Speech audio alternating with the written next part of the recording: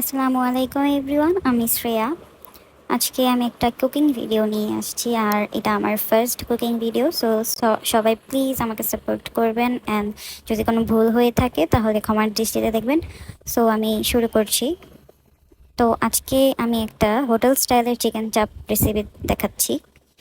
So chicken চাপ বানানোর জন্য প্রথমেই আমি নিয়ে নিয়েছি প্রায় 1 কেজির মতো চিকেন, এবং সেটাকে এখন আমি ম্যারিনেট করে নিব। সো ম্যারিনেট করার জন্য আমি প্রথমে দিলাম 1 চা চামচ লবণ, 1 চা চামচ হলুদের গুঁড়া, 1 চা চামচ মরিচের গুঁড়া, এবং আমার নানুর বানানো হোমমেড একটা মশলা, যেটা আমার নানু স্পেশালি বানিয়ে থাকে এবং সে প্রায় সব খাবারেই এটা ইউজ করে, যেটা আর কি খাবারের স্বাদটাকে দ্বিগুণ করে দেয়। যে কোনো খাবারে এটা ইউজ করলে খাবারের স্বাদটা দ্বিগুণ হয়ে যায়।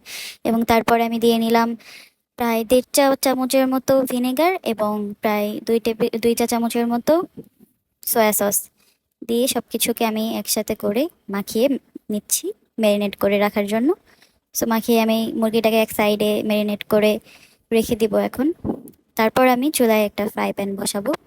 ফ্রাই প্যান বসিয়ে আমি সেখানে পরিমাণ মতো তেল নিয়ে নিব। নেওয়ার পরে এখন আমি ম্যারিনেট করে রাখা চিকেনটা দিয়ে দিব এখানে। চিকেনটাকে আমরা আগে ভেজে নিব। ভেজে নিলে চিকেনের ফ্লেভারটা আলাদা হয়ে আসবে এবং খুবই মজা লাগবে খেতে। সো চিকেনটা আধা ঘন্টার মতো ম্যারিনেট করলেও হবে। যদি আপনাদের হাতে সময় না থাকে আপনারা 10-15 মিনিট করতে পারেন। আধা ঘন্টা 1 ঘন্টা করলে আপনার আরও বেশি স্বাদটা বেড়ে যাবে। সো চিকেনটা দিয়ে নিলাম আমি, নিয়ে এখন আমি চিকেনটাকে ভেজে নিব একদম। পানিটা শুকিয়ে একদম ভেজে নিব আমি। দেখতেই পাচ্ছেন কিভাবে ভেজে নিলাম। তারপরে আমি চিকেনটাকে উঠিয়ে নিয়ে ওই একই ফ্রাই প্যানেই আমি আবারও তেল দিয়ে নিলাম। তারপর পেঁয়াজ কুচি, রসুন কুচি, এবং মরিচ কুচি, এবং কিছু টমেটো দিয়ে আমি একসাথে করে নেড়ে নিব একটু নরম হয়ে আসা পর্যন্ত। খুবই সহজে এই রেসিপিটা বানানো যায়, আপনারাও চাইলে বাসায় ট্রাই করে দেখতে পারেন, খুবই মজার হয়।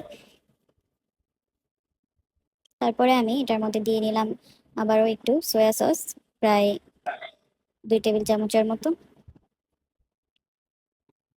দিয়ে নেড়ে নিচ্ছে। এবং তারপরে আমি দিয়ে নিলাম টমেটো সস। এটাও আমার হোমমেড বানানো, বাসায় বানানো সস।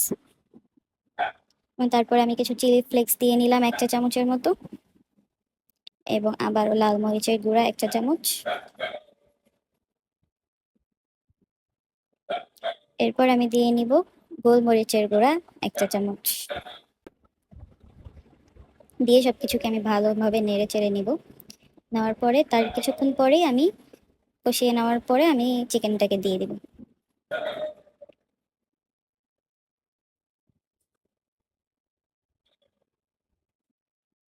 চিকেনটাকে দিয়ে আমি ভালো মতো করে নেড়ে নিব। ব্যাস হয়ে গেল আমাদের চিকেন চাপ। দেখতেই পাচ্ছেন কতটা সুন্দর আর কতটা জুসি হয়েছে। এবং লাস্টে পরিবেশন করার পরে আমি এটাতে একটু লেবু চিপে নিলাম। এবার এটাকে আমি নান এবং সালাদের সাথে খেতে আমার খুব পছন্দ, তাই আমি প্লেটে একটু চিকেন চাপ এবং একটু সালাদ এবং নান রুটি, যেটা আমি বাসায় বানিয়েছি, নিয়ে সার্ভ করলাম। আমার ভিডিওটি ভালো লেগে থাকলে সবাই প্লিজ লাইক, ফলো এবং শেয়ার করবেন, আর পাশে থাকবেন। আল্লাহ হাফেজ।